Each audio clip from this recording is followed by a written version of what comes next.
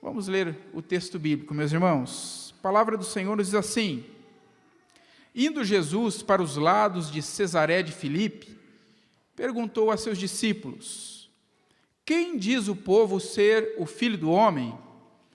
E eles responderam: Uns dizem João Batista, outros Elias, e outros Jeremias ou algum dos profetas.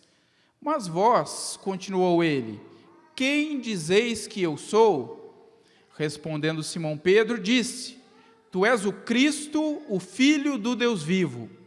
Então Jesus lhe afirmou: Bem-aventurado és, Simão Barjonas, porque não foi carne e sangue que te revelaram, mas meu Pai que está nos céus. Também eu te digo que tu és Pedro, e sobre esta pedra edificarei a minha igreja, e as portas do inferno não prevalecerão contra ela. Dar-te-ei as chaves do reino dos céus. O que ligares na terra terá sido ligado nos céus, e o que desligares na terra terá sido desligado nos céus. Então advertiu os discípulos de que a ninguém dissessem ser ele o Cristo. Amém. Vamos orar. Pai Santo, louvado e bendito seja o teu nome. Nós te adoramos, ó Deus, pelo privilégio que temos de ouvir a tua palavra e meditar nos teus ensinos. Nós suplicamos, Senhor, que tu fales conosco e edifique a tua igreja mais uma vez, em nome do Senhor Jesus. Amém. Qual é o seu lugar na igreja de Cristo? Quero, meus irmãos, à luz desse texto, dando uma ênfase especial no versículo 18, meditar com a igreja nessa noite sobre o nosso lugar no corpo de Cristo. E eu te pergunto, qual é o seu lugar na igreja do Senhor? Quando nós damos a Cristo o seu devido lugar na igreja, todas as demais coisas tomam os seus respectivos lugares, inclusive cada um de nós. E quando eu falo de igreja, é preciso que se enfatize, que se explique, que nós não estamos nos referindo ao prédio. Quando eu falo de igreja, nós não estamos nos referindo aqui à instituição, mas nós estamos falando do corpo de Cristo. Nós estamos nos referindo a um organismo que é vivo, a um organismo que recebeu vida, a um organismo que pertence, está subordinado, está conjugado ao Senhor. E eu te pergunto, nesse organismo vivo, nesse corpo do Senhor Jesus, qual é o seu lugar na igreja de Cristo? Pode parecer uma pergunta bastante simples, mas dependendo da resposta, pode gerar uma situação complicada, se nós não soubermos responder acertadamente a essa questão. Qual é o seu lugar? Sobre o nosso lugar, nós não podemos e nós nem devemos pensar nem aquém e nem além. Nós não podemos pensar menos, mas nós também não podemos pensar mais do que aquilo que nós somos e do lugar que nós temos no corpo de Cristo. E ao falar sobre o corpo de Cristo, ao falar sobre a igreja do Senhor, nós precisamos entender que é dar a primazia a Cristo, é indispensável. Cristo deve ser o cabeça, Cristo deve estar na cabeça, Cristo deve ter a nossa total submissão e entrega a Ele, e ocupar o nosso lugar. Cada um de nós, o nosso lugar é fundamental. Quando nós olhamos para esse texto da palavra de Deus, nós não vamos expô-lo e explorá-lo totalmente nessa noite, não teríamos tempo para isso, mas nós encontramos aqui um texto por demais extraordinário no Evangelho do Senhor Jesus, que vem falar ao nosso coração. Se você olha logo no início do versículo 13, você encontra ali um versículo que poderia ser resumido com uma pergunta: quem é Jesus? Há ali o interesse do Senhor em vasculhar e investigar o coração dos seus discípulos sobre a sua identidade. E ele introduz essa sessão dizendo isso, e poderíamos resumir dizendo: quem é Jesus? Jesus está questionando está inquirindo dos seus discípulos: quem é que estão dizendo ser o Filho do Homem? Versículo 14, você encontra o parecer da opinião pública acerca da pessoa de Cristo que é trazida pelos seus discípulos. No versículo 15, Jesus então é mais incisivo e ele pede a opinião dos seus discípulos. Olha, o povo está aí dizendo que eu sou um dos profetas, o povo está aí dizendo que eu sou Elias, que eu sou Jeremias, que eu sou um dos profetas que ressurgiu, João Batista, mas agora vocês, qual é a opinião de vocês? O que é que vocês pensam? Quem vocês creem ser o Filho de Deus? E Jesus vai à frente. No versículo 16 nós vamos encontrar a resposta, como sempre, de Pedro, Simão Pedro pulando à frente dos outros, tomando a liderança, tomando a iniciativa e dizendo: Tu és o Cristo, o Filho do Deus vivo. A confissão de Pedro sobre a identidade do Senhor. Uma confissão acertada, uma confissão que foi dada por Deus, uma confissão que é a base de toda a igreja do Senhor. E nós vamos ver então no versículo 17, Jesus aqui expondo, enfatizando a bem-aventurança de Pedro. Ele é bem-aventurado, e Jesus vai se voltar para ele e dizer: olha, bem-aventurado é Simão Barjonas, porque isso que você está aqui dizendo não foi alguém que chegou aos seus ouvidos, quem sabe alguém da sua família, quem sabe um homem de carne e osso que chegou e falou e contou para você, mas você sabe disso e pode falar isso, porque quem tu revelou foi o meu Pai que está nos céus. E nós vamos então encontrar no versículo 18, Jesus fazendo a declaração do fundamento da igreja e a garantia do triunfo da igreja. E é aqui que eu quero me ater com os irmãos, quando o Senhor está dizendo: também eu te digo que tu és Pedro, e sobre esta pedra edificarei a minha igreja, e as portas do inferno não prevalecerão contra ela. Só nesse versículo, meus irmãos, nós encontramos 4 verdades que podem nos ajudar a encontrarmos o nosso lugar no corpo de Cristo. 4 verdades que vão nos orientar para que nós ocupemos esse lugar no corpo de Cristo, da maneira como o Senhor deseja, da maneira que nós seremos úteis para o Senhor. E a primeira verdade que nós enfatizamos é que esse versículo vai nos trazer é que a igreja pertence ao Senhor. Veja que o Senhor Jesus está dizendo: eu edificarei a minha igreja. A igreja é do Senhor. Isso quer dizer que Ele é o dono da igreja. E nós vamos entender pela história bíblica que Ele comprou a igreja, Ele a adquiriu pelo seu sangue, através do seu sacrifício. Então a igreja não é apenas do Senhor porque Ele a instituiu, a igreja é do Senhor porque Ele a comprou com seu sangue. E Jesus, como dono da igreja, Jesus como Senhor da igreja, Ele faz o que Ele quer da igreja. A sua vontade deve ser obedecida.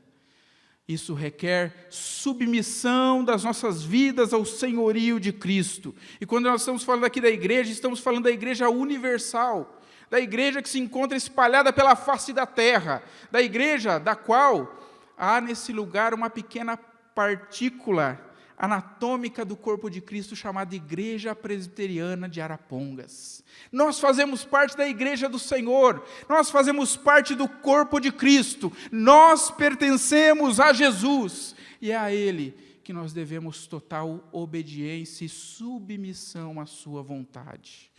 Não se preocupe, porque eu não vou fazer aqui um apelo para que você venha aqui à frente, para orar por você, para que você possa fazer de Jesus o Senhor da sua vida. Sabe por que não? Porque Ele já é. Ele já é Senhor de todas as coisas. Quer nós entendamos, reconheçamos ou não, quer nós creiamos nisso ou não, Ele já é Senhor absoluto sobre todas as coisas. Mas vai fazer uma diferença gritante, brutal nas nossas vidas, nós reconhecermos o seu senhorio sobre as nossas vidas. E eu te pergunto, não se você já fez Jesus Senhor da sua vida, porque Ele já é, mas você reconhece o senhorio de Cristo na sua vida em todos os momentos? Se nós estamos no corpo de Cristo, se nós estamos enxertados na igreja do Senhor, se nós estamos na igreja de Jesus, nós pertencemos ao Senhor, e é a Ele que nós devemos total obediência, plena submissão, e devemos nos dobrar diante do seu senhorio, reconhecendo-o em nossas vidas. Você já tem reconhecido o senhorio de Cristo sobre a sua vida? Há alguma área em que você precisa apresentar diante do Senhor e dizer, olha, aqui eu não tenho reconhecido que Jesus é Senhor da minha vida, aqui eu não tenho reconhecido o teu senhorio, que é pleno, que é sobre todas as coisas, aqui eu não tenho me sujeitado, não tenho obedecido, não tenho me submetido àquilo que o Senhor tem dito. É preciso que nós entendamos, meus irmãos, diante dessa verdade, se quisermos ocupar satisfatoriamente o lugar que nos cabe no corpo de Cristo, é preciso que nós entendamos que Jesus é o dono da igreja, Ele é o Senhor da igreja, a igreja pertence ao Senhor, e é a Ele que nós devemos obedecer. Jesus quer todo o nosso coração, Jesus nos quer por inteiro, não é apenas uma parte da nossa vida, mas é toda a nossa vida diante do Senhor. E se porventura nós temos tentado viver dicotomizados, divididos, com um pé aqui e outro lá, não nos submetendo aqui e acolá ao Senhor, é preciso que diga que nós não nos temos submetido ao Senhor, e nós precisamos entregar toda a nossa vida ao Senhor. Esses dias estava me lembrando de uma história que nós compartilhamos num grupo familiar, eu creio que do Wesley e do William, em que havia um jovem que estava passando por muitos problemas e pediu que Jesus fosse até a sua casa. E Jesus foi até a casa dele e entrou, e assim que aquele jovem já afoitamente queria já começar a contar os seus problemas para Jesus, para que Jesus resolvesse, Jesus falou, espera só um pouquinho, eu quero que você, antes de contar dos seus problemas, antes de falar da sua vida, eu quero que você me mostre a sua cozinha. E aquele jovem achou aquele pedido de Jesus muito estranho, mas ele pensou que na sua cozinha, na geladeira, em alguns cômodos, em alguns armários, havia ali algumas coisas que não agradariam a Jesus. Ele disse, Jesus, faz o seguinte, da outra vez que o senhor vier aqui eu mostro, mas desta vez a minha cozinha não está em condições para que eu apresente ao Senhor. Deixa para outra vez. E ele foi lá querendo começar a falar dos seus problemas de novo para Jesus. Jesus falou, espera um pouquinho então. Já que você não pode me apresentar a sua cozinha, mostre-me o seu quarto, apresente-me o seu quarto. E ele pensou e falou, mas puxa vida, o meu quarto tem algumas coisas embaixo da cama, tem algumas coisas no armário, no guarda-roupa lá, que Jesus não vai se agradar se ele vir. Então, olha Jesus, faz o seguinte, dessa vez eu não vou te mostrar o meu quarto, mas da próxima vez que o senhor vier, eu mostro o meu quarto. E ele foi querendo abrir a sua boca para falar dos seus problemas de novo, para Jesus, e Jesus falou, então, pera lá, já que você não mostrou nem a cozinha, nem o seu quarto, me mostra pelo menos a despensa. E ele pensou que havia umas coisas mais feias ainda na despensa, e falou assim, não tem como mostrar isso para Jesus, não tem como mostrar isso para o Senhor. Então ele falou, Jesus, não tem jeito, eu tenho que falar dos meus problemas. E ele começa a abrir a sua boca para falar dos seus problemas, e ele é surpreendido com uma pancada muito forte na porta. E é o diabo batendo e querendo adentrar a sua casa. E quando ele abre a porta e percebe que é o diabo, ele fica assustado, e ele tenta lutar com o diabo, fechar a porta, ele consegue empurrar o diabo para fora, fechar a porta, e ele se volta de novo para conversar com Jesus, mas mais uma vez ele é interrompido com outra pancada muito forte na porta dos fundos. E ele volta e luta com o diabo e consegue fechar a porta, e a hora que ele volta para retomar sua conversa com Jesus, ele é surpreendido com outra pancada na janela, e é mais uma vez o diabo.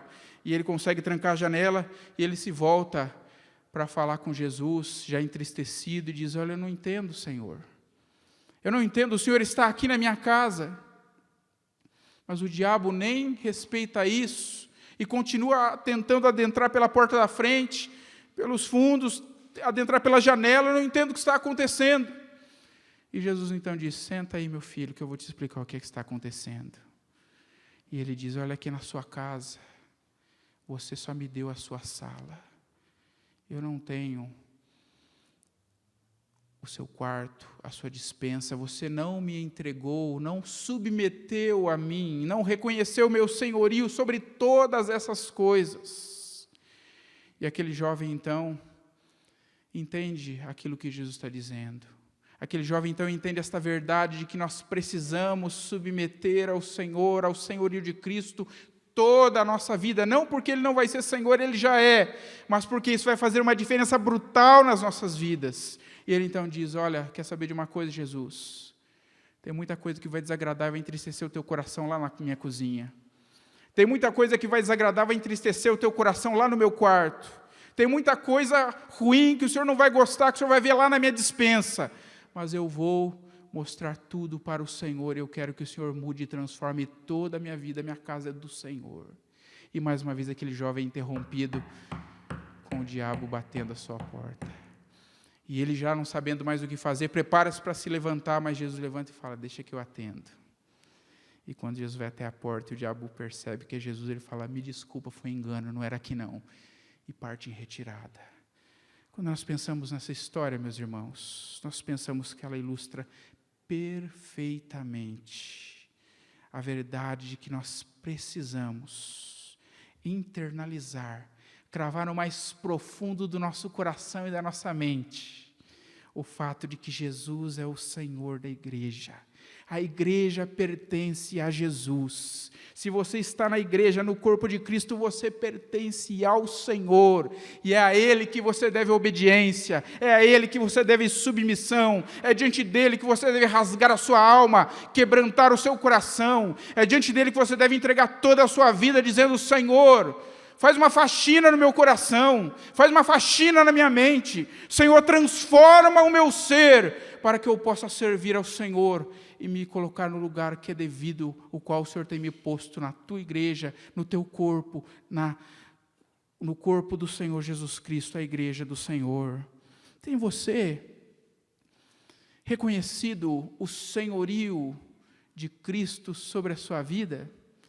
Mas há uma segunda verdade, que vai nos também ajudar a nos colocar no nosso lugar na igreja de Cristo. Segunda verdade é que a igreja ela é cuidada e ela é zelada pelo Senhor.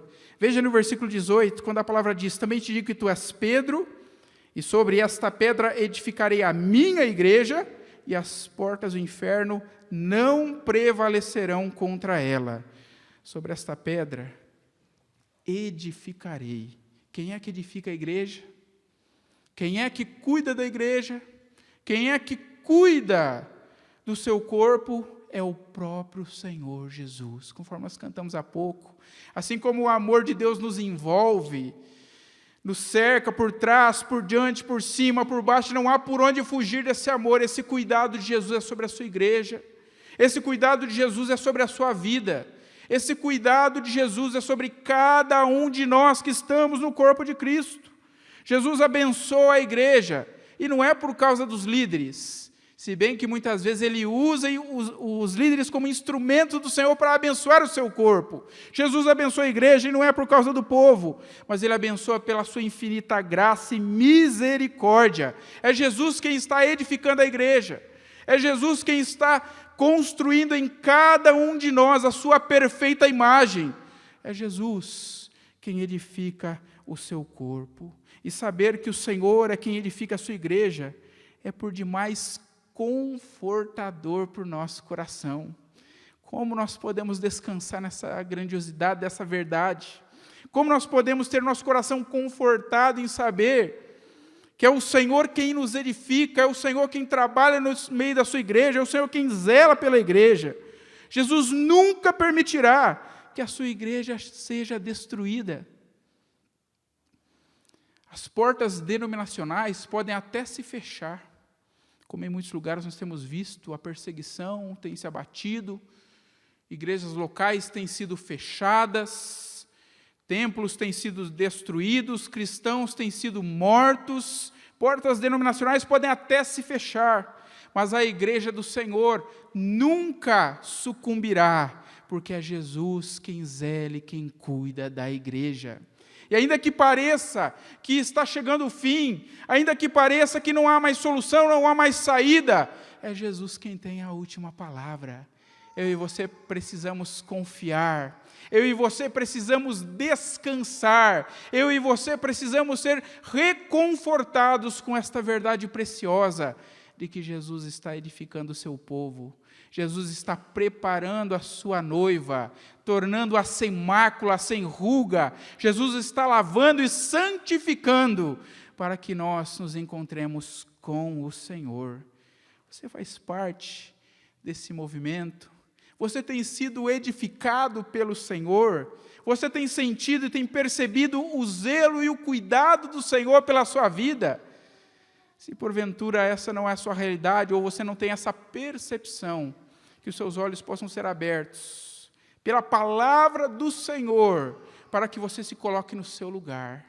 E isso serve também para quando nós muitas vezes estamos afastados, quem sabe até flertando com o pecado, quem sabe até ouvindo o cantarolar da cobiça que Tiago coloca, prestes a conceber o pecado, e o pecado por sua vez gerará a morte. Que nós saibamos que é Jesus quem tem edificado a sua igreja, é Jesus quem zela da igreja, e é Jesus que nos chama a nos colocarmos no lugar, e não é no lugar do pecado, mas é no nosso lugar no corpo de Cristo, para a glória do cabeça da igreja, que é o Senhor.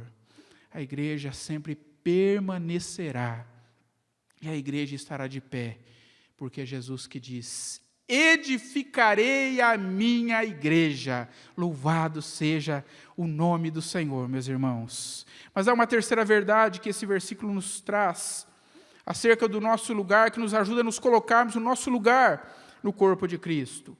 A palavra diz, a terceira verdade é que a igreja caminha vitoriosa, mas ela caminha vitoriosa pelo poder do Senhor. Veja o que o texto diz: sobre esta pedra edificarei a minha igreja, e as portas do inferno não prevalecerão contra ela.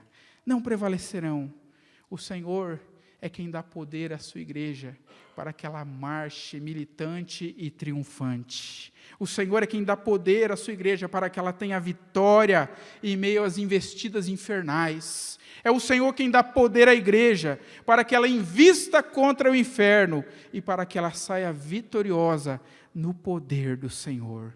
Quando nós olhamos para esse texto que nos fala acerca das portas do inferno, a palavra aqui, que foi traduzida para inferno, no original é Hades. A palavra é Hades, e refere-se aqui à morte.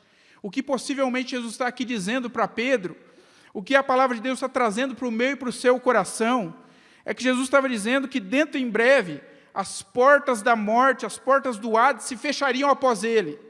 E você vai ver que se você olhar para a perícope posterior, Jesus está prevendo o quê? A sua morte e a sua ressurreição. Então ele está dizendo, olha, em breve, as portas do Hades se fecharão após mim, porque eu morrerei, mas ao terceiro dia ressuscitarei, e as portas do inferno não poderão me conter, as portas do inferno não poderão conter o avanço da igreja, ainda que pareça que é o final, ainda que pareça que a morte tem a última palavra, Jesus está dizendo, edificarei a minha igreja, e no poder do Senhor, nós podemos vencer e podemos marchar triunfantes, assim como Cristo, a igreja também caminha vitoriosa. Nós temos uma palavra, meus irmãos, que é poderosa, um dia nos arrancou do sepulcro e nos trouxe a vida. E esta palavra que a igreja proclama, é a palavra poderosa, é o evangelho do Senhor Jesus Cristo, que pode trazer vida àqueles que se encontram mortos,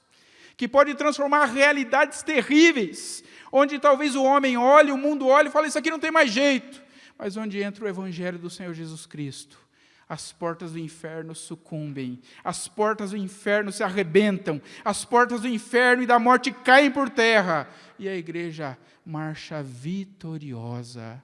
Você crê nisso, meu irmão? Você crê nessa verdade gloriosa? Se você crê, que você possa se engajar, que você possa se colocar no lugar em que o Senhor te tem posto, que você possa entender que o Senhor tem te colocado na igreja, para que você seja mais uma dessas pedras, alicerçadas, firmadas sobre o grande fundamento chamado Jesus, e firmado no fundamento, junto com as outras pedras, edificando o corpo de Cristo, você possa ser poderosamente usado pelo Senhor. Você seja um instrumento do Senhor, para que onde você vá, a luz de Cristo o acompanhe, para que onde você abra a sua boca, você fale do Evangelho, você fale de Jesus, e você possa ver a transformação que o poder de Deus pode fazer quando nós compartilhamos a palavra. O apóstolo Paulo, escrevendo aos Romanos, ele vai dizer: eu não me envergonho do Evangelho. E por que ele não se envergonha do Evangelho? Ele vai dizer também, porque é o poder de Deus para a transformação de todo aquele que crê. Quando nós pregamos, nós precisamos esperar, porque alguma coisa Deus vai fazer. Estou aqui expondo a palavra de Deus, mas o meu coração se enche de expectativa, porque eu sei que alguma coisa Deus já está fazendo, Deus já está agindo, Deus já está trabalhando, Deus já está fazendo com que as portas do inferno sejam arrebentadas pelo poder glorioso do Evangelho do Senhor Jesus Cristo. Ah, meus irmãos, que vocês possam crer, que nós creiamos no poder do Senhor, e nós nos coloquemos nas mãos do Senhor e sejamos usados por Ele. Por fim, há uma última verdade que nos ajudará a colocarmos no nosso lugar. A última verdade é que a igreja é edificada sobre uma rocha inabalável. E essa rocha não é Pedro, essa rocha não é qualquer pensamento filosófico, essa rocha não é qualquer tipo de pensamento da nossa atualidade, mas essa rocha é uma pessoa, essa rocha é Cristo Jesus, o Senhor. Veja que a palavra diz: edificarei a minha igreja, e as portas do inferno não prevalecerão contra ela. Sobre esta pedra edificarei a minha igreja. A igreja é edificada sobre uma rocha inabalável chamada Jesus. Quando Pedro faz essa confissão, ele está aqui provando do agir glorioso de Deus na sua vida. Ele está aqui provando do agir do Senhor em trabalhar no seu coração, em trabalhar na sua vida, em trazê-lo para ser edificado sobre essa rocha inabalável. Veja que no versículo 17, quando Jesus afirma a bem-aventurança de Pedro, dizendo: bem-aventurado és Simão Barjonas, porque não foi carne e sangue que tu revelaram, mas meu Pai que está nos céus. E logo que ele entra no versículo 18, ele se refere agora a Pedro, não como Simão, filho de Jonas, mas ele se refere a Pedro, como rocha. O que ele está querendo dizer aqui? É que ao ter essa revelação do Senhor, aquele que tem um nome que significa Simão, significa aquele que se inclina para ouvir. Ele pode se inclinar tanto para um lado como para o outro lado. Agora ele não mais titubeia, ele não mais se inclina para cá ou para lá, mas ele está firme como uma rocha, porque ele foi firmado pela revelação da palavra do Senhor. E assim também se dá conosco, meus irmãos. Quando nós somos firmados sobre a rocha que é Cristo Jesus, quando nós temos a revelação da identidade do Senhor e sabemos quem é Jesus, quando nós nos submetemos ao senhorio de Cristo, nós estamos sendo firmados sobre uma rocha inabalável. E eu te pergunto, você sabe quem é Jesus? O conhecimento que você tem acerca do Senhor é um conhecimento experimental, relacional, quando nós provamos da grandeza do Senhor, da revelação do Senhor, e nós confessamos a Cristo, a Jesus como Cristo, como o Messias, nós somos firmados sobre essa rocha. O próprio Cristo é essa rocha. Nós passamos a não ser mais volúveis, mas somos firmes. Nós passamos a não mais sermos oscilantes, mas nos tornamos em Cristo perseverantes. Nós não somos mais titubeantes, mas nós somos confiantes. Quando por Deus nos é dada a revelação para confessar a Cristo como nosso Salvador. E esta confissão está atrelada a essa rocha de sustentação chamada Cristo Jesus, o Senhor. E é isso, meus amados irmãos, que o Senhor deseja fazer pelas nossas vidas.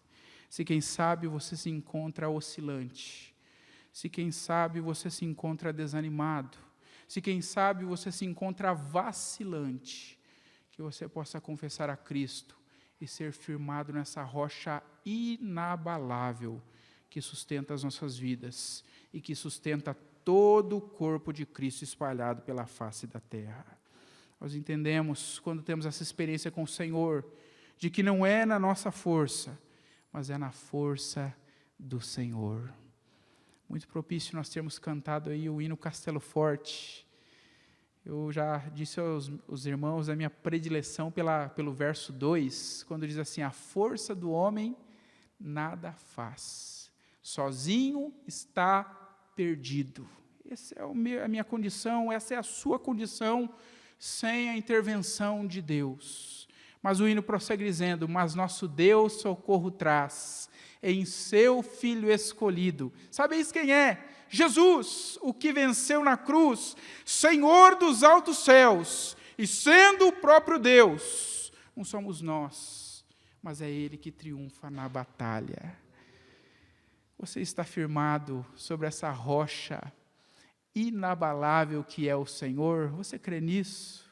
Que essa seja a nossa declaração de fé, não apenas para esse domingo, não apenas para esse ano que nós estamos apenas no começo, mas essa seja a nossa declaração de fé por toda a nossa vida, até aquele grande e glorioso dia em que o Senhor da igreja terá completado esta obra extraordinária no seu corpo, chamada Igreja do Senhor.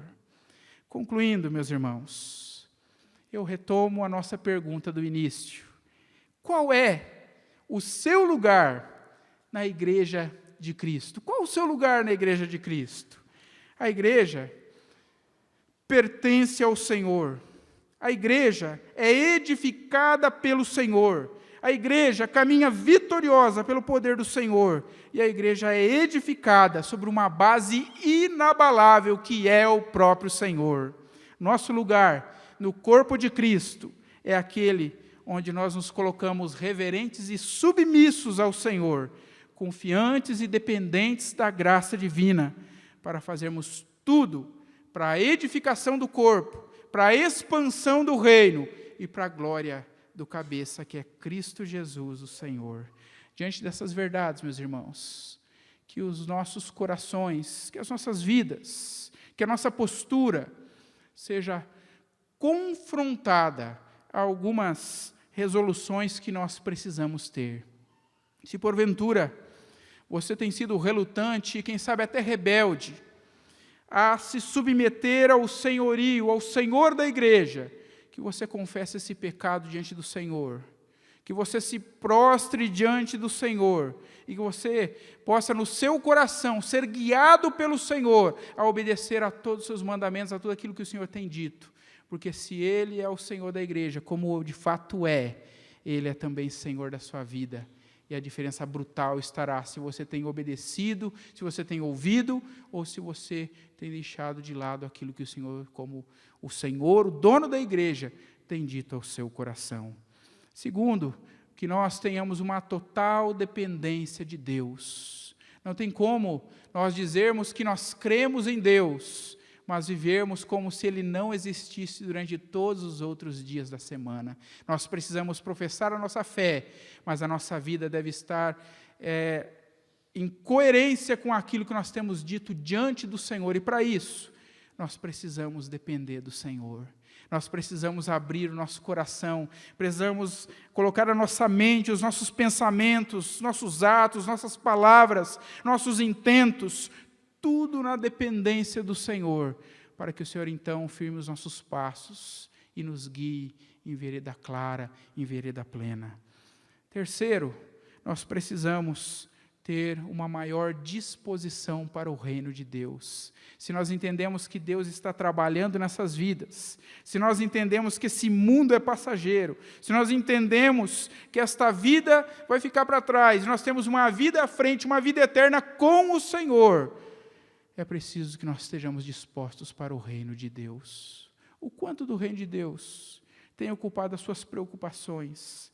O quanto o reino de Deus, o quanto a expansão do reino de Deus, o quanto a glória de Deus, o quanto a primazia de Cristo tem ocupado os seus pensamentos? Você às vezes perde o sono à noite, preocupado em como ser usado por Deus para que a igreja possa glorificar mais a Cristo, para que Deus possa ser exaltado mais? Ou as nossas preocupações estão mais voltadas para as coisas passageiras, para as vaidades desse mundo? Se nós entendemos essas verdades preciosas da palavra de Deus, nós vamos entender onde deve estar a nossa prioridade, disposição para o reino de Deus. Por fim, se nós temos entendido essas verdades gloriosas, nós precisamos ter a cada dia mais ousadia para pregar o Evangelho. Como eu disse, a palavra de Deus, o Evangelho que tem falado aos nossos corações, o Evangelho que tem ministrado as nossas vidas, é um poder glorioso que pode arrancar vidas da sepultura espiritual e trazê-las com vida na presença de Deus. Se você tem crido nisso, nós não podemos estar com a nossa boca fechada. Se você tem crido nisso, nós não podemos estar nos escondendo e deixando de dar o testemunho daquilo que o Senhor tem feito nas nossas vidas.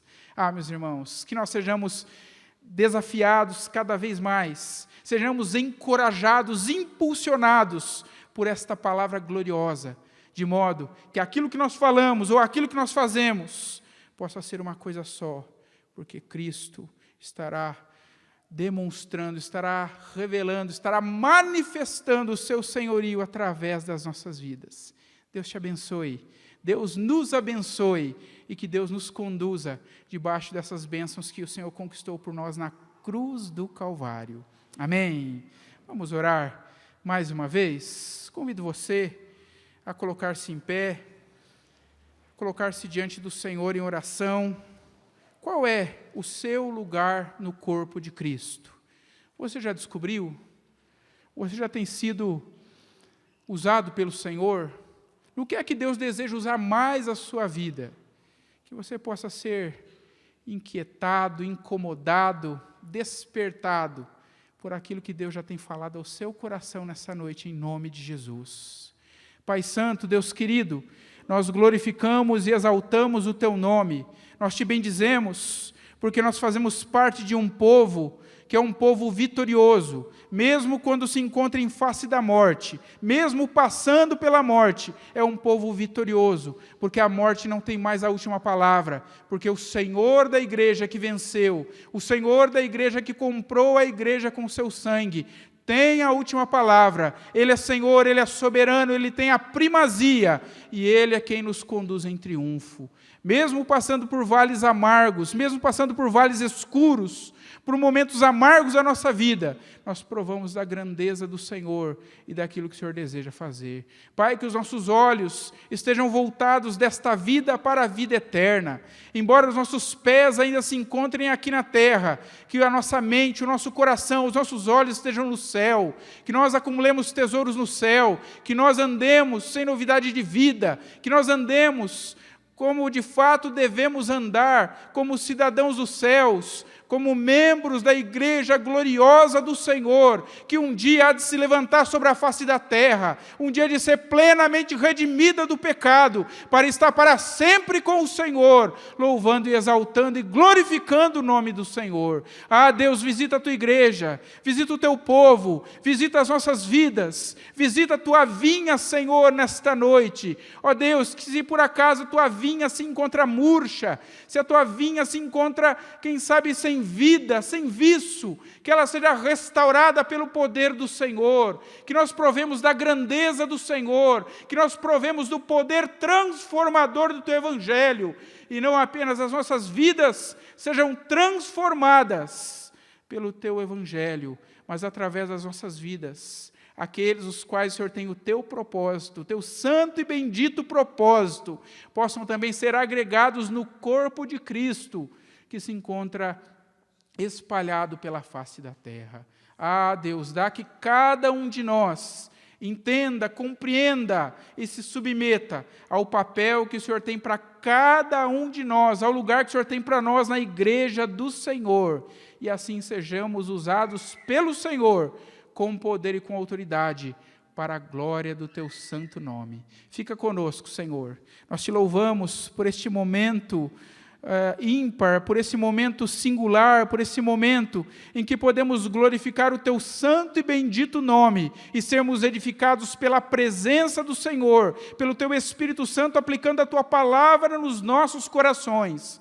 Dá-nos, ó Deus, uma semana em que sejamos, ó Deus, tomados pela convicção de que Cristo é o Senhor da igreja, de que Cristo é o Senhor das nossas vidas, e nós sejamos despertados a uma nova modalidade de vida, a um novo estilo de vida na presença do Senhor. Fica conosco, Deus. É o que clamamos, em nome do Senhor Jesus. Amém.